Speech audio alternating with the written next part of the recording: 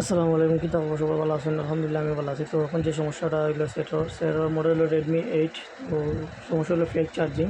ওদের একটা 6 অ্যাম্পিয়ার পরে আবার 2.2 লইয়া মেবি শেষ, 2.2 লইয়া শেষ হয়ে ও চার্জ দেখাবে বাট আর লোড লইতে না। তো ওই সমস্যার সমাধান করবো।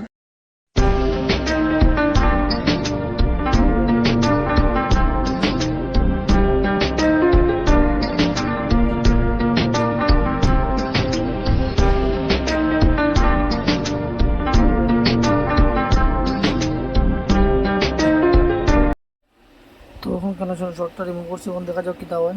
তো চার্জিং কানেক্ট করলাম, আমার চার্জারটা লাগিয়ে দেখলাম 1.8। তো চার্জিং লগো দেখি এখন আইসে না। 1.8, 2.2।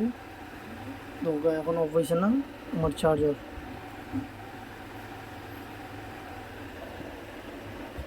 তো সবাই দোয়া করবা আলহামদুলিল্লাহ, আরও যেন ভালো ভালো কাম করতাম পারি, কাস্টমার স্যাটিসফাই করতাম পারি।